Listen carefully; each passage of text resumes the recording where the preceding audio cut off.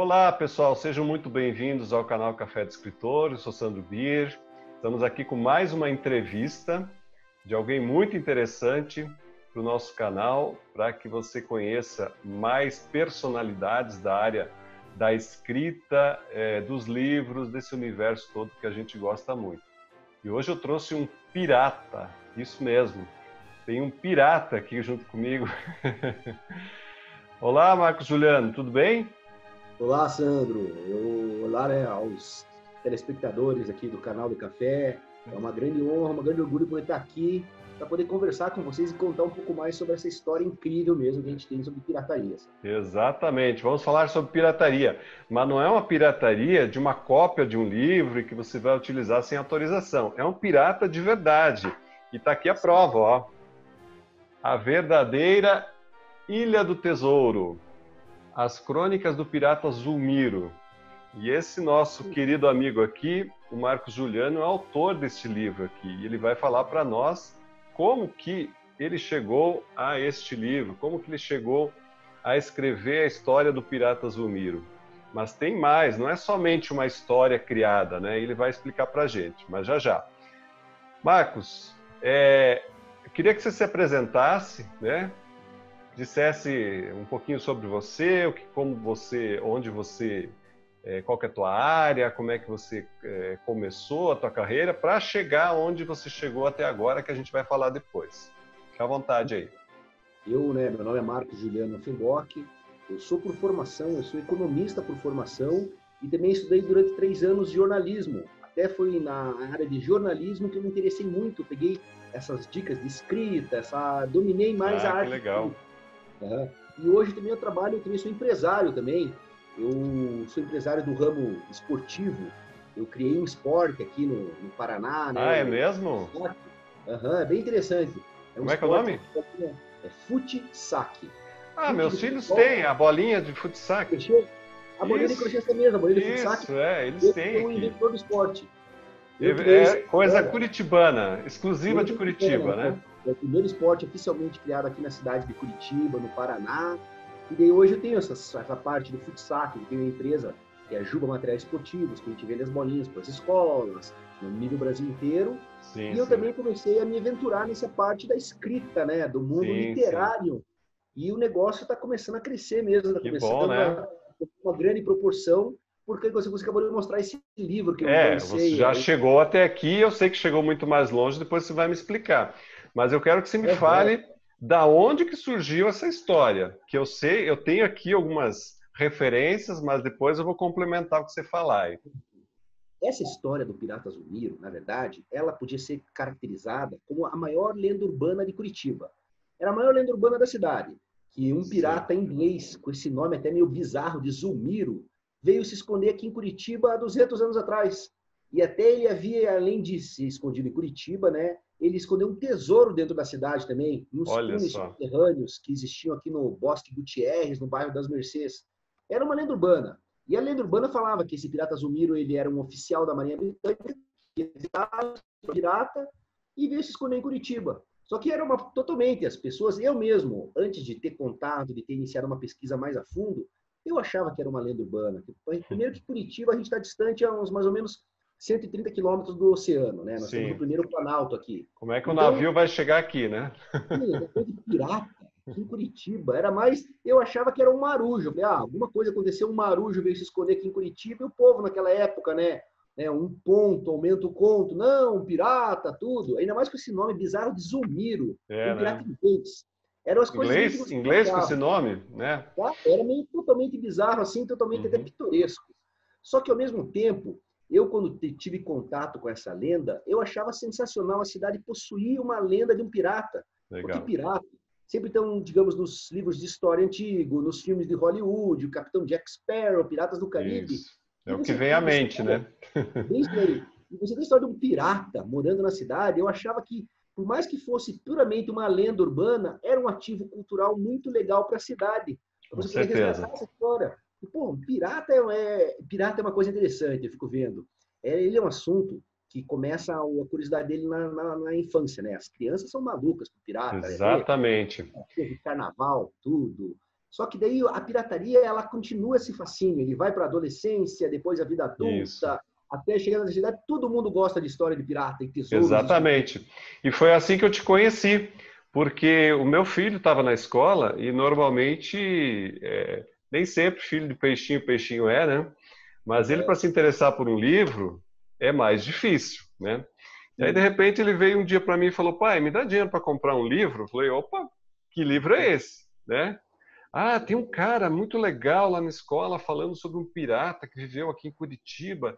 Você me dá dinheiro para comprar o livro? Eu falei, claro, né? Para comprar livro eu não freio, né? E aí aí eu falei o seguinte, eu falei, eu quero ir lá ver quem é esse cara que está vendendo um livro pro meu filho. E foi quando eu te conheci, né? Então tá aqui, ó, emprestei o livro do meu filho, tá aqui até o teu autógrafo, a tua dedicatória, né? Gustavo, né? Isso, Gustavo. E foi muito bom, porque ele leu o livro, ficou interessadíssimo na história, né? Quer dizer, e é uma coisa que eu sempre digo, Marcos, muitas vezes o leitor, ele não é leitor porque ele ainda não achou a literatura que interesse de verdade a ele. A partir do momento que a gente... Por isso é importante a gente mostrar, por exemplo, para as crianças, né, para quem tem filhos pequenos, e mostrando, olha, isso, tem isso de literatura, tem aquilo, né? Porque talvez não, né? Com certeza nem tudo vai interessar, mas vai ter uma literatura que vai chamar atenção. No caso a garotada, né, eles gostam muito, como você mesmo falou, dessa coisa do pirata, da aventura, né, de ser alguém que está cruzando os mares, né, em busca de acontecimentos. Então, assim, é uma grande sacada você pegar essa lenda urbana e transformar numa história. Já vamos falar como você chegou na história aqui, tá? Mas, desculpa te interromper, pode continuar aí, que você estava falando de como você encontrou essa história e como você começou a pesquisar ela, né? Então, daí, primeiramente, né? Primeiro, que legal esse teu feedback, Sandro, falando assim, essa coisa das crianças, tudo, que realmente eu fiquei muito curioso. Nós falou que um livro desse daí pode ser uma semente que detona esse processo de interesse na leitura no coração do jovem, da criança. E daí, isso daí é uma coisa, né? É um hábito que você cultivando, é um hábito que, digamos, leva para a vida inteira e é um hábito que eu acredito um dos diferenciais na formação da personalidade do cidadão mesmo. A leitura eu sou um leitor voraz por causa que meus pais liam muitos. Eu gostava muito de ver meu pai e minha mãe lendo livro e eu achava fantástico eles lendo, devorando os livrinhos. Então, despertou em mim essa curiosidade. Exatamente. Mas voltando para o Piratas, eu quando comecei a ver essa história do Pirata Zumiro, era puramente uma lenda. E como é que, digamos, detonou o processo que me levou a conhecer essa história? Foi bem interessante. Foi no ano de 2004 para 2005, eu tive contato com um livro, uma amiga minha trouxe lá da Inglaterra, que era um livro chamado Cidades Antigas da América do Sul. Até o nome em inglês era Ancient Cities of South America. De um arqueólogo inglês, um jornalista e arqueólogo, Harold Wilkins. Ele escreveu esse livro na década de 40 para 50, quase a virada ali da década. Sim. E daí ele falava sobre as cidades antigas da América do Sul, e comentando muito aqui na Bolívia, Machu Picchu, Tiwanaku, e falava de túneis, tinha um capítulo que eram túneis subterrâneos que saíam pela América do Sul. E ele falava de uma extensa galeria subterrânea que saía da Bolívia, ia para o Mato Grosso, o Mato Grosso entrava no Paraná, pelo Paraná passava aqui por baixo da gente, até passava por baixo de Curitiba e ia para a Serra do Mar e virava para Joinville. Não tem aquela estrada, como é que é, do Peabiru, né? Que é a Estrada Inca. Que é isso aí, é essa aí, né? Tudo. Era famosíssima, passa aqui por Curitiba, vai pelo Paraná, vai para Mato Grosso, isso mesmo, né? Isso só que ele falava dessas conexões subterrâneas. E eu achava interessante quando eu vi um arqueólogo inglês falando de túneis subterrâneos, ele citando até a cidade de Curitiba, com aquela grafia. E a gente antiga, não sabendo de nada, né? Cara, o que o inglês está falando de túneis subterrâneos aqui na minha cidade, indo aqui no litoral, tudo. E nessa época, eu estava no terceiro ano de jornalismo, eu já tinha concluído a faculdade de economia, e eu sempre gostei muito da matéria de jornalismo investigativo. Me apaixonei por essa parte de investigação, de elucidar. E eu comecei a ver, falei, cara, eu comecei a entrevistar essa história, e comecei a entrevistar várias pessoas aqui, pessoas mais velhas, e perguntando se elas conheciam alguma coisa dessa história de túneis aqui em Curitiba. E algumas pessoas começaram a falar, não, no centro histórico da cidade existem túneis subterrâneos aqui, ali nos clubes antigos, o Clube Alemão Concórdia, o Clube Italiano Garibaldi, nas igrejas ali, a igreja da Ordem, do O Rosário, a Clube igreja de Cristo. Garibaldi é famoso por ter túneis, né?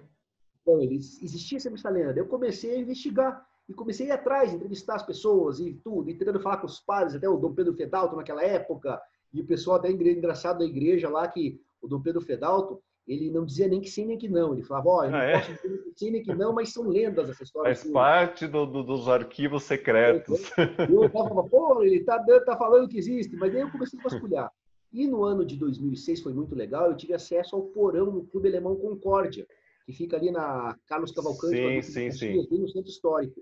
E realmente, no porão do clube tinha uma passagem secreta e existia um túnel de fuga para o imóvel do lado. Uhum. Foi quando o exército interditou o clube durante a Segunda Guerra Mundial, né? Porque era o eixo. Os clubes alemães, eles tiveram que mudar de nome aqui em Curitiba. Então, eles tinham Totalmente, né? um nome alemão, e aí Uhum. virou Concórdia, virou... Sim, né, agora até o tinha... clube curitibano comprou Concórdia. Antigamente era Exato. Sociedade dos Cantores Alemãs, Dauter Singesbund, uma coisa assim. E Exatamente. aí o exército interditou o clube, colocou uma grade nesse túnel e Uhum. travou. Eu tive acesso em 2006 e fiz uma série de imagens. E ali eu Pois vi é, que a história... eu tenho aqui uma reportagem, acho que é de 2011, eu não sei se é daqui. Você me dá licença para mostrar rapidinho? Por favor. E Uhum. aí depois você complementa aqui, vamos ver se... Você já deve ter escutado muitas histórias de piratas, tesouros escondidos, mas você sabia que existe um tesouro enterrado bem aqui em Curitiba, Dani? Pois é, e essa é uma lenda de um ex-capitão da Marinha Britânica que fugiu para o Brasil e escondeu o tesouro em túneis secretos espalhados pela capital do estado. Roberto Drischel e Guilherme Rivaroli contam melhor essa história pra gente. Em Curitiba já viveu um pirata e ele escondeu um tesouro em túneis secretos. Parece até que o repórter está maluco, mas a informação é verdadeira. Bom, o Marcos é um dos cientistas que tem pesquisado essa história de túneis, jesuítas, piratas e tesouros aqui em Curitiba. Marcos, como é que eram esses túneis aqui por toda a cidade? Por toda a cidade. Aqui a gente está no Bosque Gutierrez, que é a região mais alta da cidade. A gente está a 900 metros acima do nível do mar. Então os jesuítas vieram aqui antes de serem expulsos do Brasil, pegaram essa região mais alta, que inclusive tem uma fonte d'água, e fizeram uma série de túneis, uma série de entradas, que de acordo com a história, são 4 entradas que existiam nessa região. E esses túneis, eles ligam, parece, tem até a lenda que ligam até o Largo da Ordem, ligam Curitiba. Mas o interessante daqui é que eram 4 entradas que conectavam esses tesouros que supostamente os jesuítas guardaram aqui.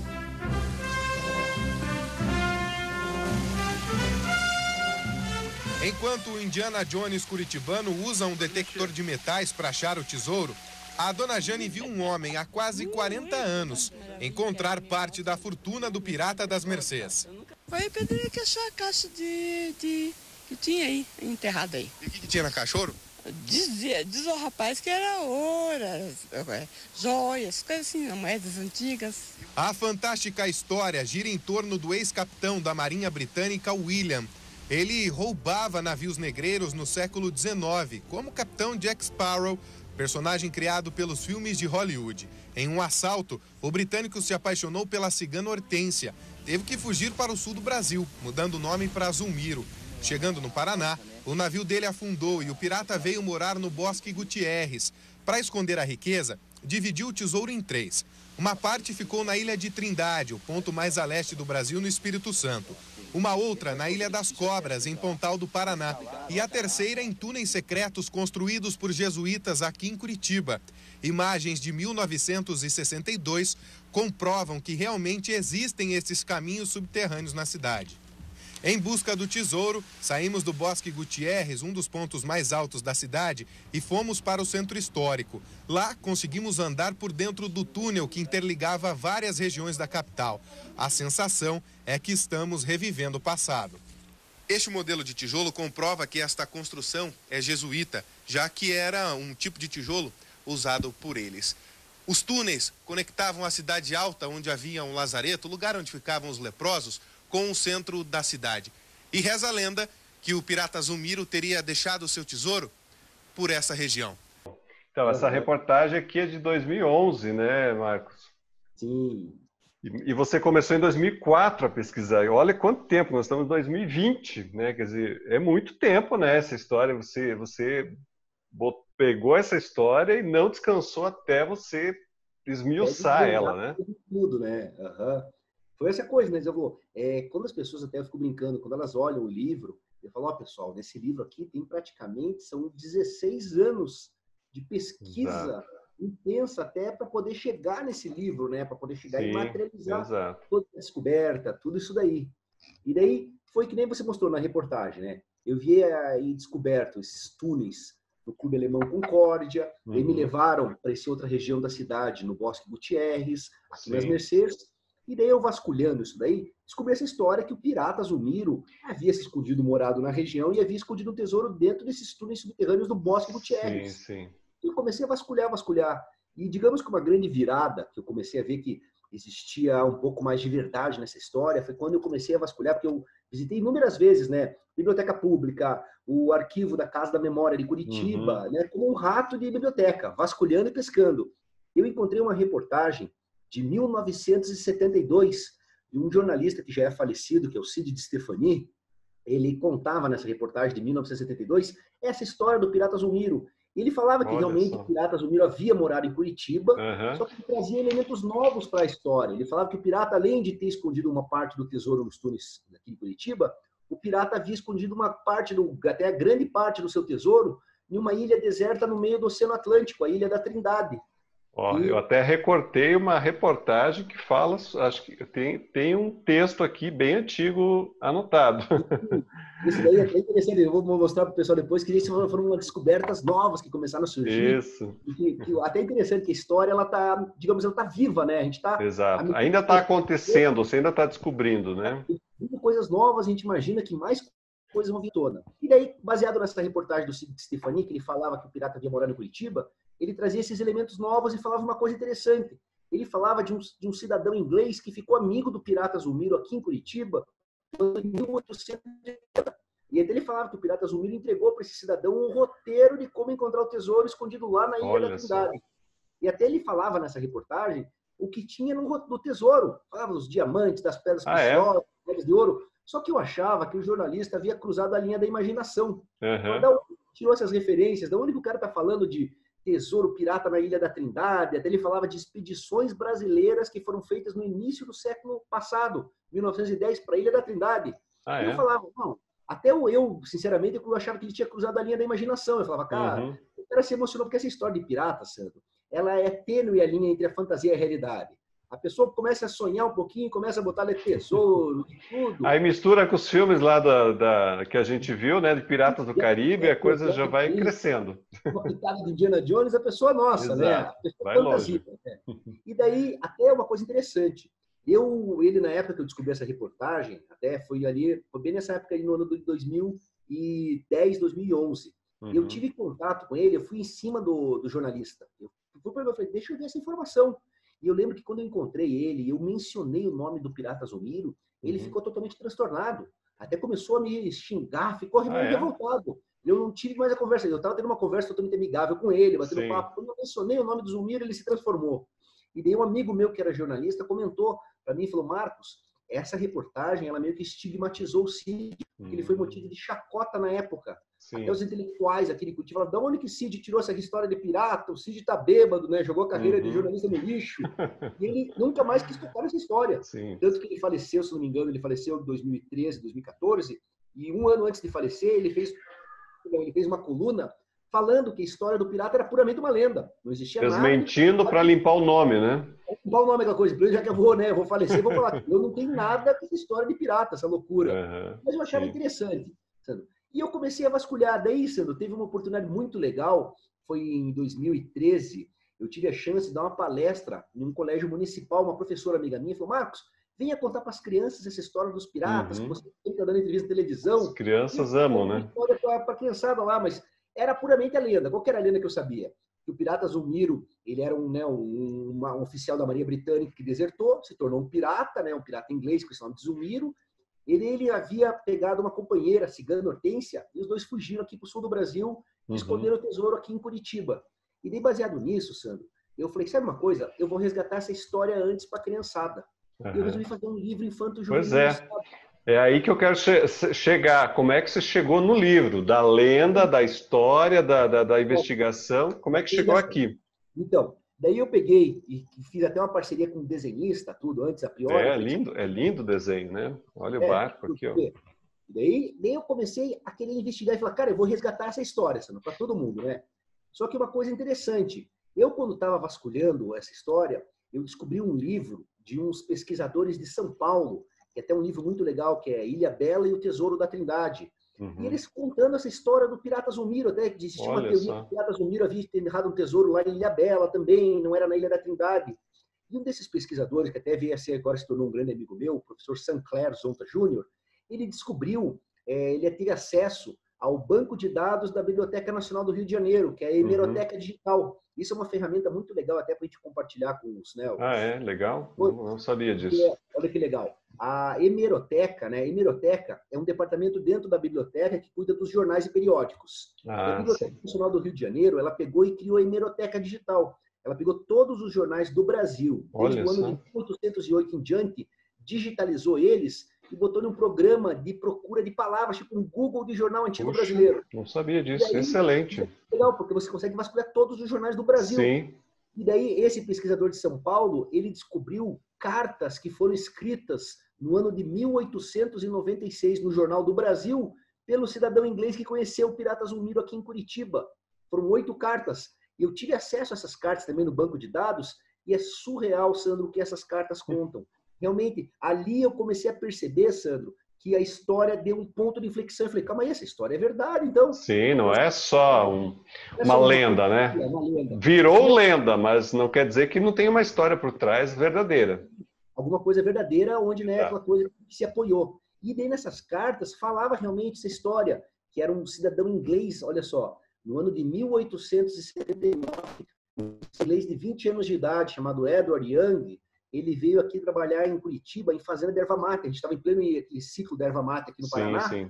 Ele veio trabalhar em erva mate. E nessa época, em 1879, para você ter ideia, Curitiba devia ter em torno de 14 mil habitantes. Nossa. E nós tínhamos mais habitantes estrangeiros, que tinham muitas colônias agrícolas, né? Italianas. Era o começo da imigração, né? Final do século XIX, né?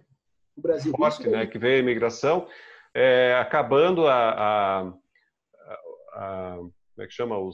A escravidão, né? E aí precisava de imigrantes para trabalhar, né? E daí Curitiba tinha um fluxo muito grande, com várias colônias aqui, até quando a gente tem, né, Santa Felicidade, foi nessa época, a colônia dos poloneses, os alemães. E daí esse inglês veio imigrar para cá. Só que é interessante que nós não tínhamos imigração inglesa em Curitiba. Aqui em Curitiba, nessa época, você contava nos dedos das mãos o número de cidadãos ingleses que tinham em Curitiba. Tínhamos muitos alemães, poloneses e italianos, né? E daí esse inglês começa a trabalhar aqui em fazenda de erva mate, e o transporte da erva mate era todo feito pela Estrada da Graciosa até os portos de Paranaguá e Antonina. E na Estrada da Graciosa existia uma parada de tropeiros, que era uma hospedagem, que era a Casa do Burro Brabo. Hoje fica na Erasto Gettner, ali no Bacaxiri, no bairro do Bacaxiri. E essa Casa do Burro Brabo, além de ser uma parada de tropeiros, também era um bar, foi o primeiro bordel da cidade de Curitiba, parecia aquele salão de filme norte-americano. Daí, tudo junto. E o inglês, um dia lá, ele resolve sair um dia na noite nessa Casa do Burro Brabo, até para se divertir lá, porque ficava numa região chamada Colônia Argelina, que era uma colônia de pessoas, de franceses, alemães que vieram da Argélia aqui para Curitiba. E ele chega lá na colônia, na Casa do Burro Brabo, e comenta com o dono que ele havia imigrado para Curitiba, ele estava encantado com a cidade e tudo. E o dono da Casa do Burro Brabo fala para ele, mas você é inglês, né, quando descobre, mas você sabia que aqui em Curitiba também mora um velho inglês escondido no meio do mato? E o gurizão de 20 anos, o Eder, fica curioso, mas como que mora um velho inglês? Ele fala, não, o dono da casa fala, sim, é um velho inglês que mora mais de 40 anos aqui na cidade e as poucas vezes que veio aqui na Casa do Burro Brabo se comportou como um cavalheiro. É uma pessoa ilustrada. O jovem ficou curioso, mas, pô, imagine, isso daí em 1879 não existia imigração inglesa.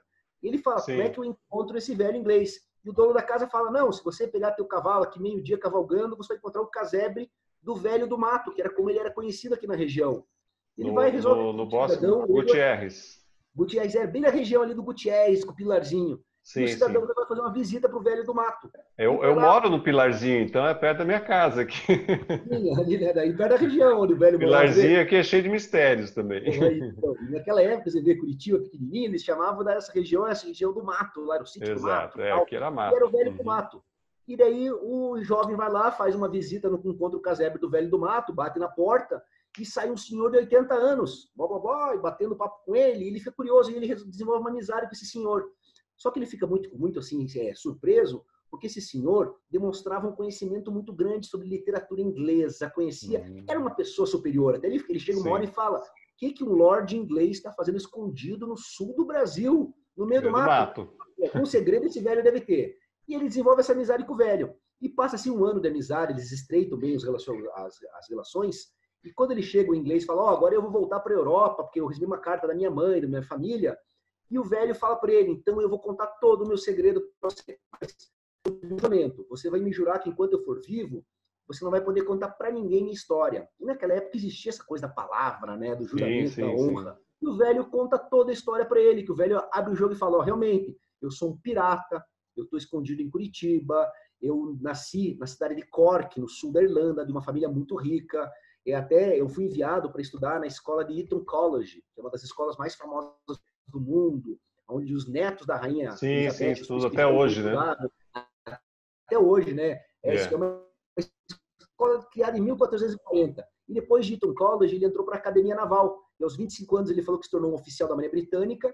E aos 30 anos, ele estava nas Ilhas Bermuda, que é ali no Mar do Caribe, que era uma base da Marinha Real Inglesa. E ele fala que ele era muito orgulhoso por ser de família nobre. E ele tem uma discussão com outro oficial, e no meio dessa discussão ele acidentalmente matou o oficial. Puxa, ele sabia que ia pegar o processo de corte marcial, ia ser enforcado, ele resolve desertar. Deserta e se torna um pirata. Ele abandona o nome verdadeiro, adota o nome de guerra de Zulmiro e vem para o Atlântico Sul, aqui tocar o terror, tocar a pirataria. E daí aqui no Atlântico Sul, ele fala que faz um pacto contra os dois piratas. Um pirata espanhol chamado José Sancho, e um pirata russo chamado Zarolho, que possuía uma grande cicatriz na cara inteira, que era fruto de um golpe de espada. Ele era cego de um olho. Então ficou o Zulmiro, o Zarolho e o José Sancho, e os três escolheram uma ilha deserta no meio do Oceano Atlântico para esconder o fruto dos roubos deles. Um banco pirata. Sim.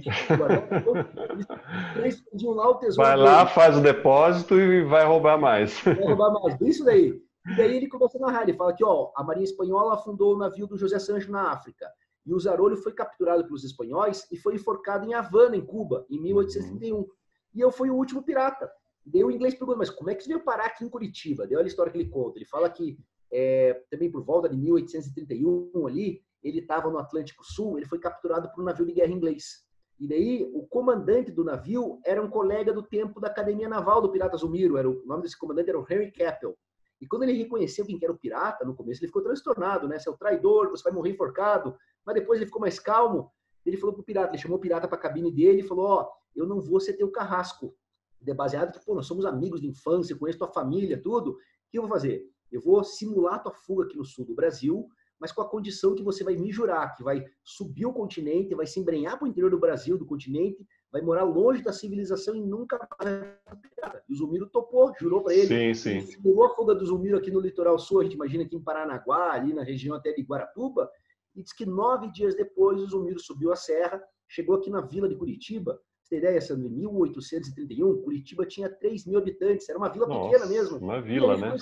Curitiba tem 330 anos, mas até que teve uma população relevante, né? Só no século XX mesmo, né? Metade do século XX. Explosão demográfica. Antigamente era pequenininha. E o Zulmiro ficou escondido. E aqui, daí, depois de 50 anos que ele chegou aqui, esse cidadão inglês vem bater na porta dele e fica amigo dele. E o Zulmiro ainda fala assim para ele, inclusive, eu vou entregar para você escrito um roteiro de como encontrar o meu tesouro lá na Ilha da Trindade. E essas são as cartas. Que ele falou, os outros 2 piratas estão mortos, só estou eu vivo. E ele escreve um roteiro em um livro e entrega para o cidadão inglês. Mas ele pede aquele juramento, né? Você não vá atrás dessa história, nem torne pública enquanto eu estiver vivo. Sim. Depois que eu morrer, está liberado da história. E daí, isso foi até em 1880, que demorou um ano a amizade deles. Ele entregou o roteiro no dia 10 de maio de 1880. Passam-se 16 anos, nós avançamos para o ano de 1896, esse cidadão inglês já está casado com 4 filhos, com 36 anos de idade, morando no Rio de Janeiro, até ele havia esquecido a história do pirata. Ele, conheci lá um velho maluco lá no interior de Curitiba, lá no meio do mato, falando que era um pirata. Quando ele tem uma surpresa muito grande, ele abre um jornal, que é o jornal Gazeta de Notícias, de 30 de março de 1896, que traz uma reportagem muito grande sobre um tesouro pirata escondido na Ilha da Trindade. E essa reportagem fala de um pirata russo que tinha uma cicatriz muito grande no rosto, que foi capturado pelos espanhóis. O bando dele foi levado para Havana para ser enforcado, e esse pirata russo conseguiu fugir. Ele é o único pirata que foge. Esse pirata, 20 anos depois, vai morrer na Índia, que ele estava trabalhando como marujo num navio inglês, e antes de morrer... Esse é o outro do trio, né? E esse pirata Zarolli entrega o mapa do tesouro na Índia em 1850 para um capitão do navio inglês e fala que, ó, na Ilha da Trindade tem um tesouro pirata gigante, que eu com meu bando escondemos, e o Zarolli também achava que os outros piratas haviam morrido, e ele entregou esse mapa para o capitão inglês.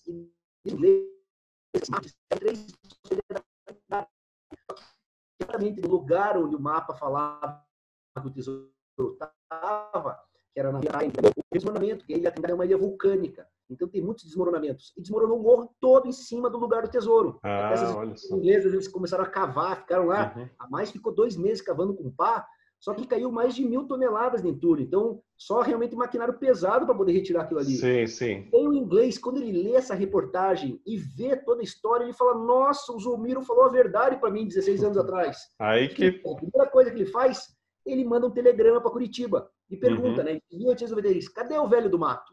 E falam para ele, ó, o velho do mato morreu 6 ou 7 anos atrás. Ele se lembra do juramento que ele fez, botou ali o juramento. Agora eu posso falar. Começa a escrever essas cartas para o Jornal do Brasil. Só que ele toma cuidado para ocultar determinadas coisas. Ele fala que conheceu o pirata no norte do Paraná, ele não fala Curitiba.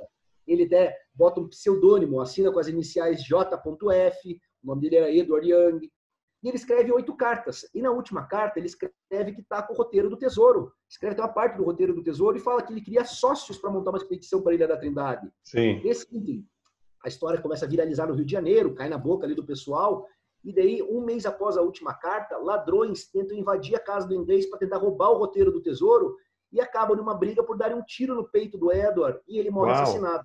Puxa. E daí a história desaparece, aquela coisa de, as cartas param de ser enviadas, tudo. A história apaga total. Daí nós avançamos 14 anos, nós vamos para 1910, o sobrinho do Edward, remexendo nas coisas do tio que foi assassinado, por coincidência, encontra as cartas que ele escreveu e consegue localizar o roteiro do pirata. Olha e realmente, só. em 1910, eles fazem a primeira expedição brasileira para a Ilha da Trindade. Eles fazem 4 expedições brasileiras para a Ilha da Trindade, em 1910, 2, 1911, mais 2.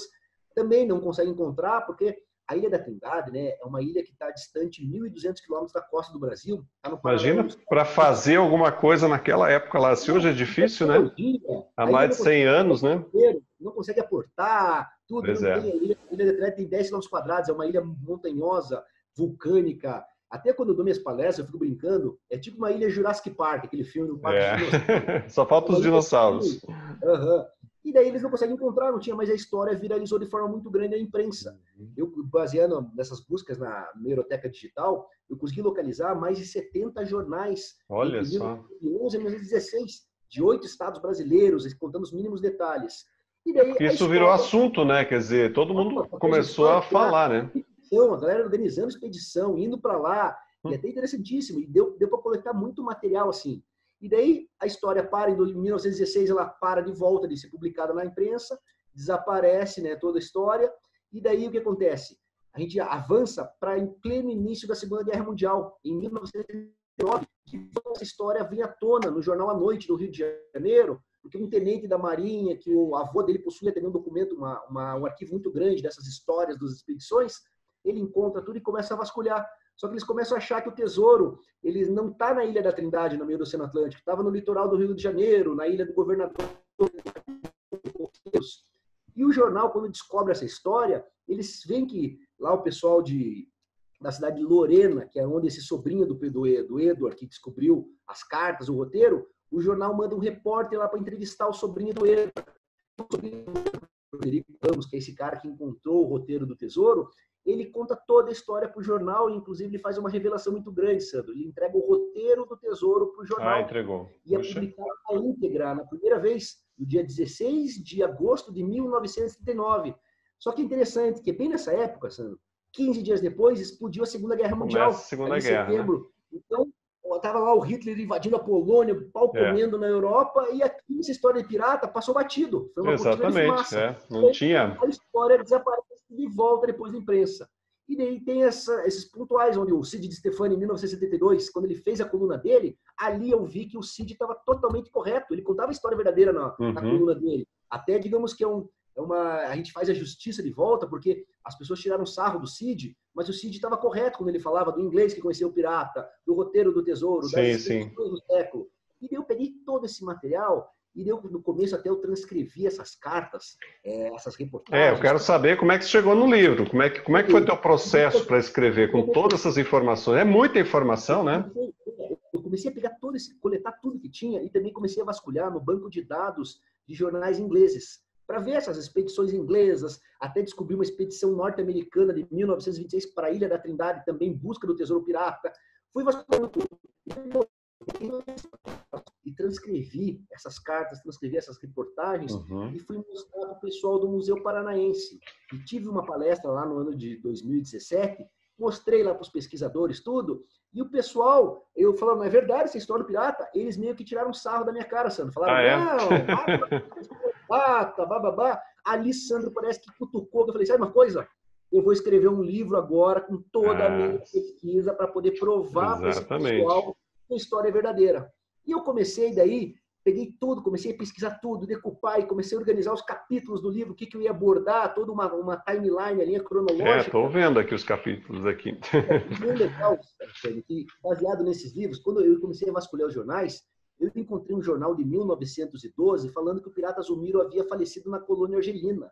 Ele morava aqui na região das Mercedes do Pilarzinho. Sim. E eu fui em cima da colônia argelina, que era o bairro do Bacaxiri, e falou, não, Marcos, a pessoa que faleceu aqui está enterrada no cemitério municipal. E eu fui em cima do cemitério municipal, Sandro.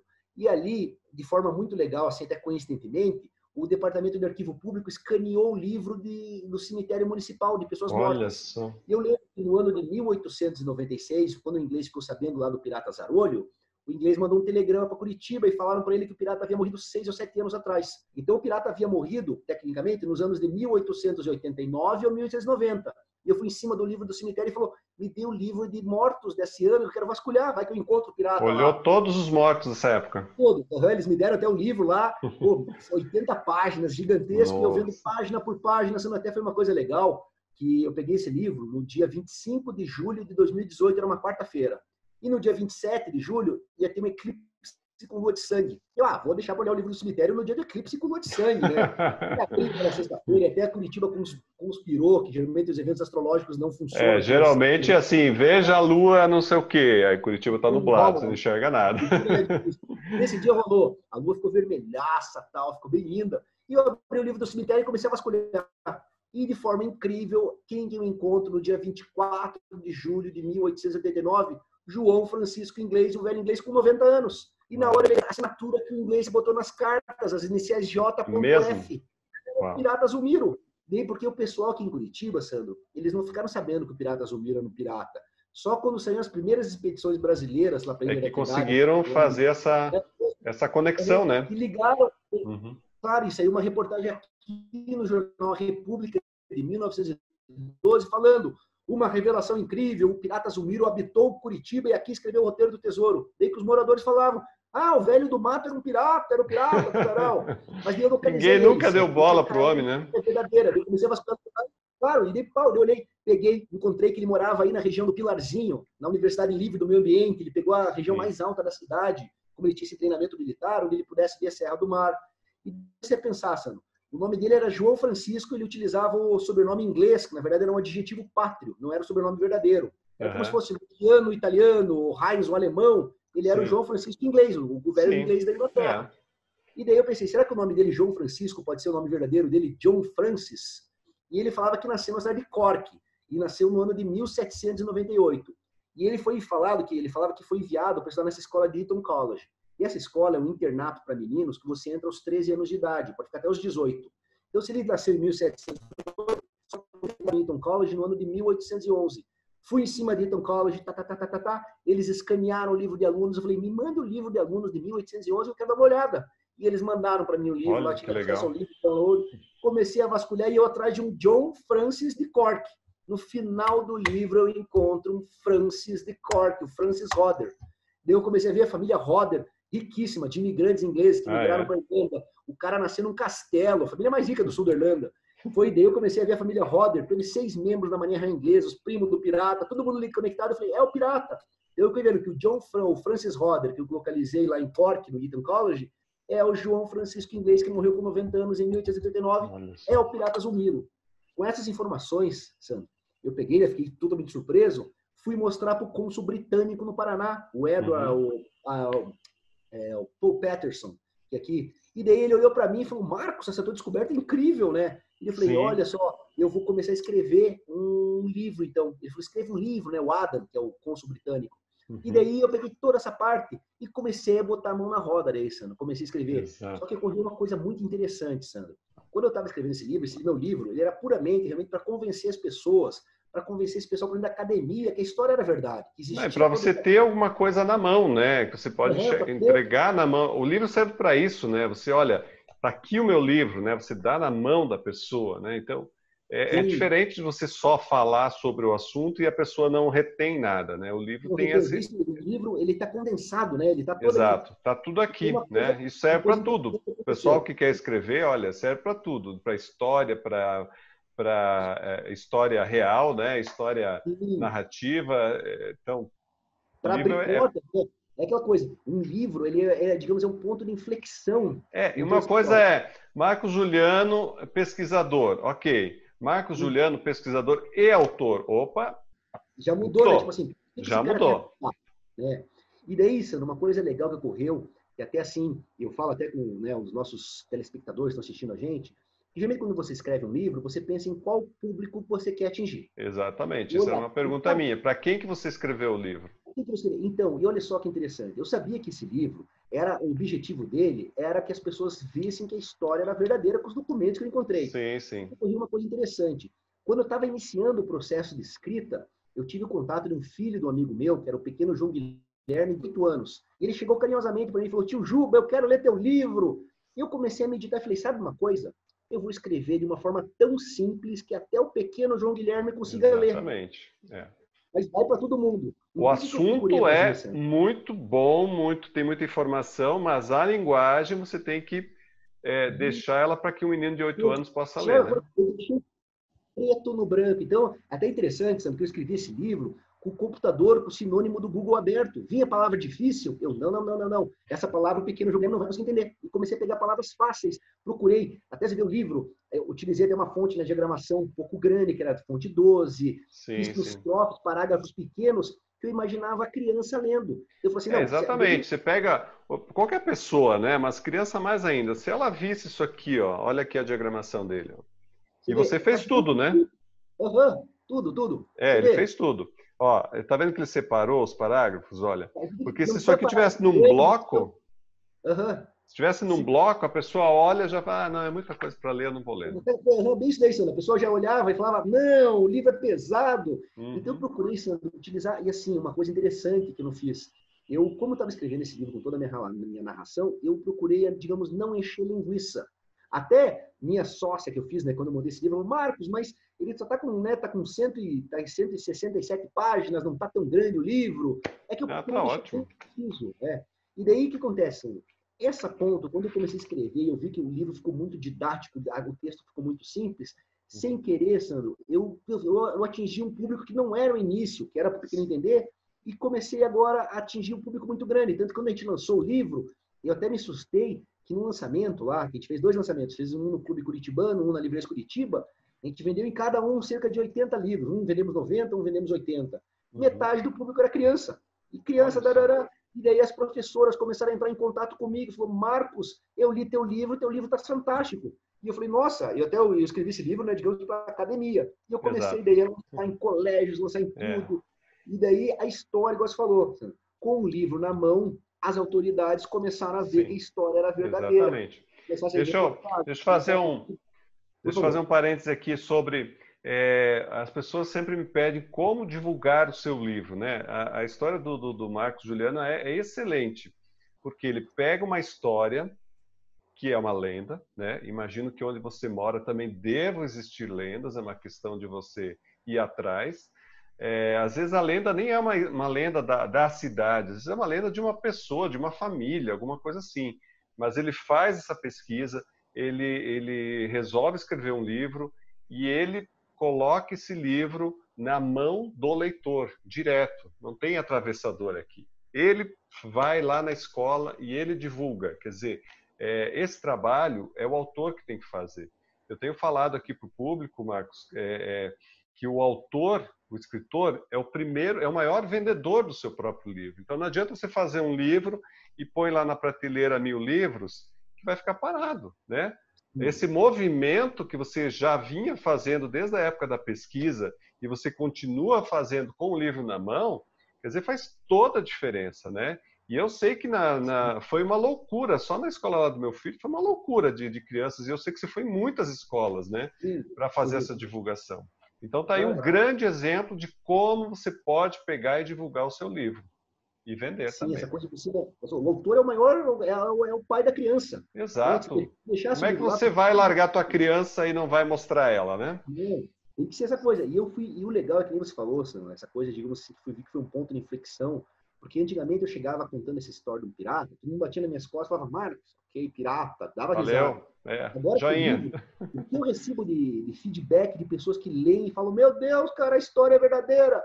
E graças a isso, Sandro, nós conseguimos. Foi ano passado, no dia 15 de outubro, a Prefeitura de Curitiba, mediante todos os documentos que eu encontrei, reconheceram a veracidade da história. O Piratas Zumiro entrou, a Prefeitura deu uma grande divulgação para a história do Piratas Zumiro.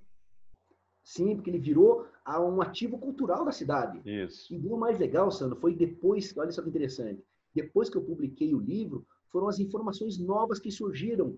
Nós conseguimos localizar, primeiramente, saiu uma reportagem muito grande naquele site Portal UOL Nacional, tudo. Sim. As bisnetas do cidadão inglês que conheceu o Pirata Zumiro aqui em Curitiba entraram em contato comigo.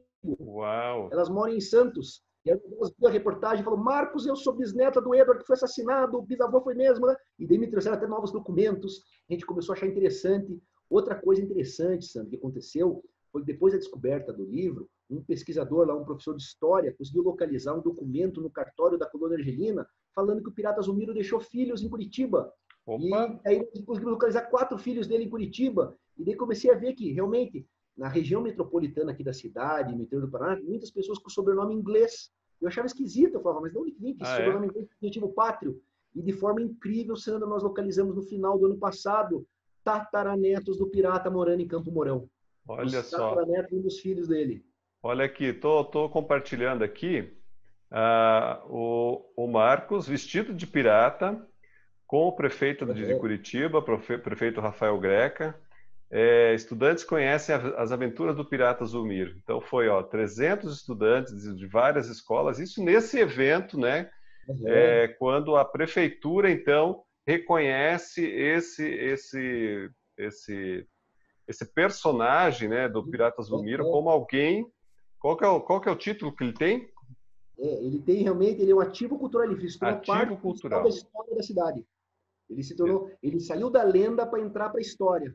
Exatamente. Mas isso foi muito legal, porque agora nos deixou todo esse arcabouço verdadeiro para a história, contando toda a história do negócio. E graças a essa reportagem, que saiu várias reportagens da imprensa, nos jornais, nós conseguimos localizar os tataranetos do Pirata Zumiro. Até o prefeito Rafael Greca, agora nesse ano, ele estava com o projeto agora que nós vamos, né, passando essa turbulência, nós vamos construir agora uma estátua do Pirata Zumiro. Uau, que legal. Municipal, e vai ter um bosque da cidade aqui, quem sabe acho que o bosque ali da Universidade Livre do Meio Ambiente. E o interessante, Sandro, que eu estou recebendo vários contatos de agências de Associação Brasileira de Viagem de Turismo, por causa que, assim, Curitiba, mais que seja, né, uma cidade fantástica, cultural, a gente tem, digamos, uma carência de ativos culturais na cidade, de referências culturais. Que sejam nossos mesmos, né? Que não sejam importados de outros estados, mas sejam verdadeiramente da região. Então, e o pirata, ele entra como um ativo cultural muito grande, porque até uma coisa interessante, o cônsul britânico no Paraná, ele falou, Marcos, os livros de história, eles falam que o último capitão pirata do mundo morreu no ano de 1835, enforcado nos Estados Unidos, em Boston, o pirata Dom Pedro Gilberto. Na verdade, com a tua descoberta, o último capitão pirata do mundo morreu no ano de 1819, muito grande, de forma oficial, o mundo o tesouro escondido na Ilha da Trindade. Tecnicamente, Sandro, olha que legal, umas referências assim da literatura ocidental. Essa história do Pirata Zumiro, do Pirata Zarolho, do Tesouro na Ilha da Trindade, é a história, digamos, mãe, que derivou todas as nossas grandes literaturas ocidental sobre piratas e tesouros. Nós temos o Conde do Monte Cristo, foi escrito em 1844 pelo Alexandre Dumas, ele fala, né, do tesouro escondido numa ilha deserta, lá, tudo, da parte do Napoleão. Só que o Alexandre Dumas, ele pegou essa história dos piratas que roubaram o tesouro da Catedral de Lima e esconderam na Ilha da Trindade, que foram enforcados em Havana lá. E daí nós temos o livro A Ilha do Tesouro, que é o maior clássico. Esse é o clássico e, na verdade, o teu livro no título faz referência, né? Por causa que esse livro A Ilha do Tesouro, eles falam que é um conto de ficção do Robert Louis Stevenson. E aí, na primeira página do livro A Ilha do Tesouro, é um pirata que tem uma cicatriz no rosto, só que morre por um derrame e encontra no baú de pertences dele o mapa do tesouro. É a história do Pirata Zarolho. Então, essa história, essa história do livro eu conto, é a história onde ele se inspirou. E daí agora, mais assim, eu descobri foi depois de lançar o livro, porque olha que interessante, um dos piratas mais famosos da nossa literatura é o pirata Capitão Gancho do romance do Peter Pan. Sim. O romance do Peter Pan foi escrito em 1904 pelo J.M. Barrie, lá em Londres. E no livro do Peter Pan, eles falam que o Capitão Gancho é um pirata que estudou em Eton College, ele estudou nessa escola inglesa. Até eles falam que o Capitão Gancho, por ele ter uma cultura muito grande, ele era um cara muito solitário, que ele não tinha com quem conversar. Porque essas pessoas de Eton College realmente têm uma cultura superior ali, né? Sim, sim. E daí ele é um pirata de ficção. E o Zulmiro, ele é o pirata de verdade que estudou em Eton College. Então, tecnicamente, o Zulmiro é o verdadeiro Capitão Gancho. Então, você vê, todas as grandes referências estão ligadas nessa história onde o líder do bando pirata, que escondeu um dos maiores tesouros piratas do mundo, veio se esconder no sul do Brasil há 190 anos atrás. Então, isso é um ativo muito cultural muito grande para a cidade de Curitiba. Exatamente. E eu quero mostrar mais uma coisa aqui, ó. Por favor, Sam. A gente já está indo para os finalmente aqui, Marcos, mas eu quero mostrar e que você me fale sobre isso. Como é que é o livro estar em inglês agora? Olha que legal, Sandro. Essa história é muito legal, essa parte, porque quando eu lancei o livro, o cônsul leu, ele falou, Marcos, por favor, me traduz esse livro que nós temos que lançar na Inglaterra. Porque lá na Inglaterra, eles vão valorizar muito a tua pesquisa, porque você fez descoberta em documentos de 200 anos deles, nos arquivos de Eton College. E daí nós pegamos, também da mesma forma, foi uma autopublicação, conseguimos, né, um tradutor norte-americano, que já mora 15 anos aqui no Brasil, Todd Marshall, que isso é uma coisa muito interessante da tradução, você pegar um tradutor que tem a língua nativa para traduzir. Com certeza. E daí nós pegamos, traduzimos o livro, lançamos no final do ano em e-book na Amazon, The Real Treasure Island, negócio, nos preparamos, fizemos também uma... Chronicles of Pirate Zulmiro. Ali. E daí uma coisa interessante, que também publicamos também, o livro em físico também, em inglês. Né? Já tem o físico. E como é que você faz a distribuição? Porque você não pode estar nas escolas inglesas, né? Como é que você faz essa distribuição? Já tem uma coisa interessante, Samir, nós conseguimos agora, porque também nós fizemos uma tiragem pequena em inglês, por causa que não tinha aquela distribuição grande no comércio. Né? Nós fizemos uma tiragem de 300 exemplares. Mas eu já tenho agora escolas internacionais em Curitiba, onde eu vou dar palestra. Sim. Nós estávamos pensando agora, foi após o Carnaval, nós iríamos enviar esse livro, Sandro, para os 10 maiores jornais ingleses e os 10 maiores jornais americanos. Sim. Para todo mundo ler. Para a galera conhecer a história realmente. Sim, porque a história exatamente. É interessante, Sandro, que depois de lançar o livro, que eu fiz a primeira edição, que até eu acredito que seu filho Gustavo, né, comprou a primeira edição, nós lançamos agora a segunda edição revisada e atualizada com esses novos documentos que eu encontrei. Encontramos documentos da esposa do pirata, dos filhos do pirata, do inglês que foi assassinado lá, a certidão de óbito dele. Encontramos novos documentos. Porque, como a gente já falou, é uma história que ainda vai aparecendo elementos e vocês ainda podem... Uma coisa legal, Sandro, que do livro em inglês incluir. Que está na Amazon, foi no começo de março do mês passado, alguém comprou um livro, que, claro que o livro não tem uma venda muito grande, a gente tem uma certa, tipo, um download, duas compras por mês, mas alguém comprou um livro em inglês na Amazon e fez um review lá do Canadá. E eu achei muito legal, porque um leitor, e o cara fala que é outstanding, excepcional, até ele faz uma revisão bem legal ali do livro. Isso foi uma coisa que me deixou orgulhoso. Eu falei, pô, claro, com certeza. Quem que não quer, né, que o seu filho seja reconhecido? Então, tá aqui, né, ó, o livro em inglês, né, agora, Real Treasure Island. Legal, esse eu não tenho. Eu não tenho esse. Fiz aqui, ó, em português e inglês. Então é legal, Sandra, porque é aquela coisa, você falou, isso até para quem está nos assistindo, que sonha em ser escritor. Esse processo, por causa que você faz assim, não é só, né, aquela coisa de escrever um livro e, escrevi um livro e agora eu tô tranquilo. Agora compre, né? É só o pontapé inicial. É O trabalhoso. grande desafio começa depois com o livro, né? A luta, escrever um livro, digamos que é a primeira parte da batalha. Sim, porque você escreve sentado no teu espaço, você faz da maneira que você quer, mas botar o livro lá fora, aí você tem que, né? Dar a cara para bater, esse que é o grande desafio. E eu queria justamente que você desse aí alguma dica, algum conselho para quem está pensando que tem uma história, talvez, para escrever da mesma forma, né? E pode se espelhar em você. O que você sugere para essa pessoa que está nesse momento aí? Eu acho assim, que você primeiro tem que botar, né, no papel, tem que organizar, tem que começar aquela coisa de você trabalhar, por causa que o livro, ele não é um processo, quando a galera vê ele prontinho aqui, né, o negócio entrando, o cara tá... Não, ele é um processo demorado, é degrau por degrau, né? O cara tem que ter aquela disciplina de sentar, de começar a organizar tudo. Mas hoje, tem muitos sites, como eu peguei, que até eu fiz no começo. No começo eu ia mandar para uma editora. Só que da editora ia ser um processo demorado, e mesmo os contratos são bem draconianos, né? Você só vai ganhar um royalty ali de 10%. Exato. É o que eu sempre digo, o livro independente é a melhor coisa para quem está começando e para vários nichos aí, porque o material é seu, né? Você investe como num projeto, mas o material é seu. E daí isso que eu fiz, eu fui atrás de como publicar um livro na internet, fiquei certinho tudo, né? Tive que fazer todo o processo de pegar, né, revisor, diagramador. Claro, você precisa de auxílio, né? Mas hoje em dia a internet ela ensina a gente. Eu comparo muito, Sandro, a que nem antigamente, quando você veio uma banda, você dependia de um estúdio. Hoje em dia, com um computador, o cara consegue baixar os programas, o cara faz uma música. Coisas maravilhosas. E hoje em dia a internet ensina tudo. Então eu dou essa dica para o pessoal, mas assim, que o pessoal tenha ciência que o livro ele é só a primeira etapa.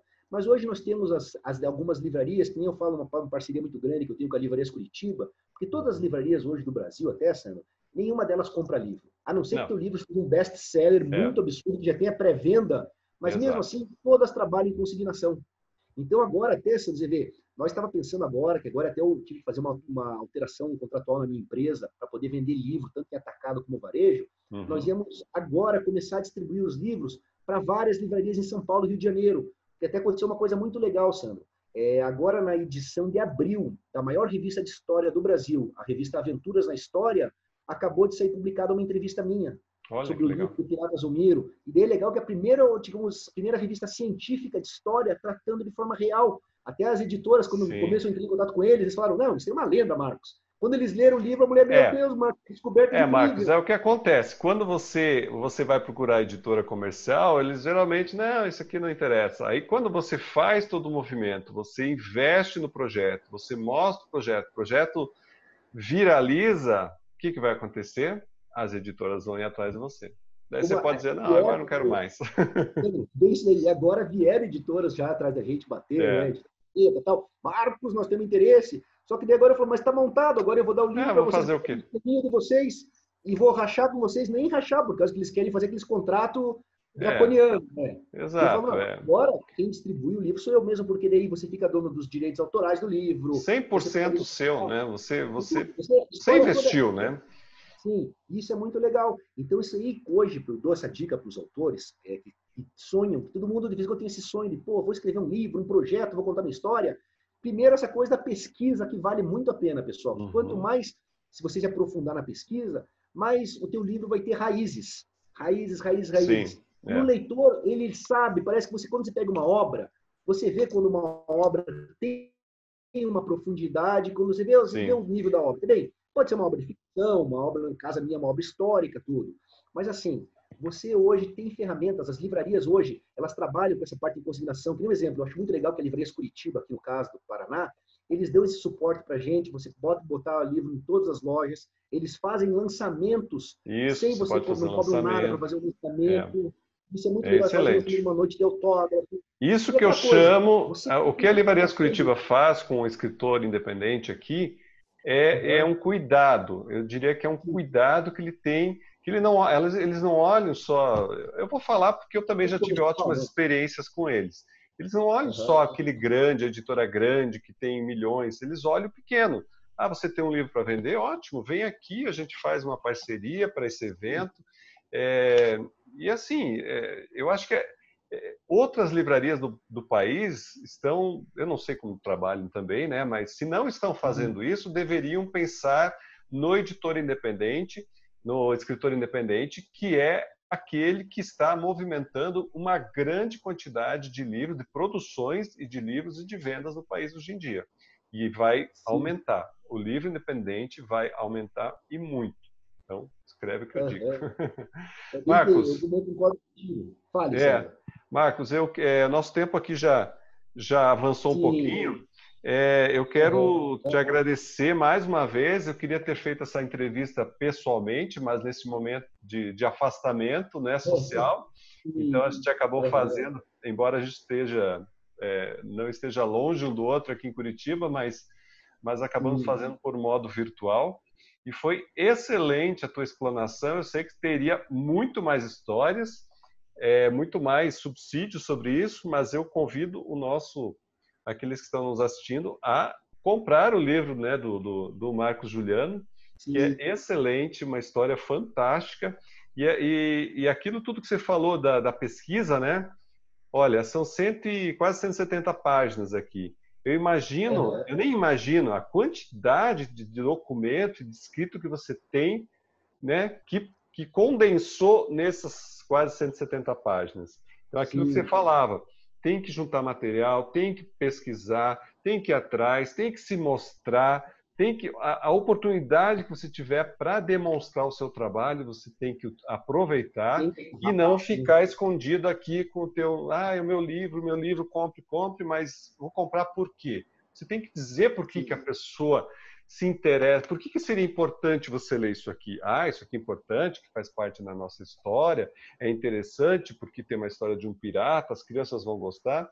Então, assim, torne-se, né, relevante para o seu leitor. A partir disso, ele vai querer comprar o seu livro. Tenho certeza, vocês que estavam assistindo aqui querem ler o livro do Marcos Juliano, né? E assim funciona.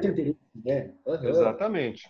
Marcos, você quer dar as tuas considerações finais aqui? E a gente então vai encerrar a entrevista? Antes de mais nada, eu quero agradecer essa oportunidade, Sandro, de estar aqui no café, conversando com o público. O café que não tinha café hoje, né? Eu só tinha xícara, que o café eu já tomei. Assim, é muito legal, porque você pode compartilhar. Eu lembro, assim, quando eu estava aqui, eu também já tive, Sandro, nessa parte, do outro lado da tela, assistindo várias entrevistas e pensando como fazer. Então é muito legal a gente poder ver um caso de alguém que começou lá atrás, materializou, escreveu, lançou, autopublicou um livro, está botando na rua, está começando a botar, está tendo aceitação, está tendo casos de sucesso. E assim, eu fico vendo, Sandro, que como o livro foi um ponto de inflexão em toda essa história. Sim. Porque com ele, Sandro, eu consegui... Mudou, né? Mudou completamente. Mudou completamente. E agora a gente imagina também, Sandro, que o cônsul britânico falou, quando realmente nós acabar de passar essa turbulência, quando lançarmos lá no exterior, que nós vamos mandar para todo mundo, que daí vai abrir mais portas ainda, porque o pessoal vai ver. Então, assim, eu encorajo quem está nos assistindo, quem tem esse sonho, pessoal, não desista, vá atrás. É demorado? Como qualquer caminho é demorado. Sim, todo projeto tem seus percalços. O tempo da semeadura, o tempo de tratar as plantinhas, até o tempo da colheita. Mas hoje, pessoal, como você falou, Sandro, vai ter esse mercado muito grande de autopublicação, só vai crescer. Só vai crescer, vai crescer, vai crescer. Então, eu encorajo o pessoal, realmente, quem tiver esse sonho, porque vai que tem um grande novo clássico aí escondido, aguardando para ser lançado no mundo, né? Uma gema, né? Do tesouro. Eu agradeço muito essa oportunidade de estar aqui com você, compartilhando essa história, compartilhando com os nossos telespectadores, tal. E fica uma sugestão aí, quem gostar, realmente, quem quiser se interessar, vale a pena, pessoal. Pesquise no Google, veja que a história é verdadeira e o livro está muito legal mesmo, Sandro. Legal. Muito obrigado, Marcos Juliano. Foi excelente conversar com você. Essa história a gente poderia ir adiante, né? Poderia ir, mas eu encorajo você. Eu vou deixar os links do Marcos aqui embaixo, onde você pode adquirir o livro. Então, recomendo você ler essa história, que aqui vai estar toda essa pesquisa, tudo que o Marcos fez, né? Já com eu tenho uma primeira versão, né? Já tenho uma nova versão aí, então você pode adquirir isso e ficar conhecendo muito mais a fundo. E o Marcos é essa pessoa muito simpática aí, que é muito bom de conversar. O papo flui, né? Ele é muito acessível também, já vi nos eventos que ele teve com a criançada, com os adultos, né? uma pessoa muito acessível, então eu recomendo você seguir ele também. Marcos, você tem rede social? Tenho, então Instagram, tá. Então é @marcosjuliano77. Beleza, eu vou colocar abaixo do vídeo aqui nas descrições todos os contatos do Marcos, você pode seguir ele. Sim. E é isso, gente. A gente lançou também um site, que é o www.averdadeirailhadotesouro.com. Tem todas as informações lá também, legal. Pessoas que estão interessadas na história, bem legal mesmo. Sim, muito bom. Eu vou colocar ali também. Beleza, Marcos? Muito obrigado mais uma vez pela tua disposição. E eu queria, né, já fica o convite para a gente, em outro momento, sentar novamente e conversar mais um pouco, falar sobre a continuação do livro. Eu tenho certeza que vai ter assunto. Com certeza, Sandro. Tá bom? Beleza. Muito obrigado, mestre. Obrigado. Um grande abraço. E você que nos assistiu até agora aqui no Café do Escritor, muito obrigado por nos seguir. Então, curta o vídeo, comenta, me diga aí o que você acha dessa história aí do Pirata Zuniro, da história do Marcos Juliano, que ele escreveu, do livro dele. Comenta aí abaixo do vídeo.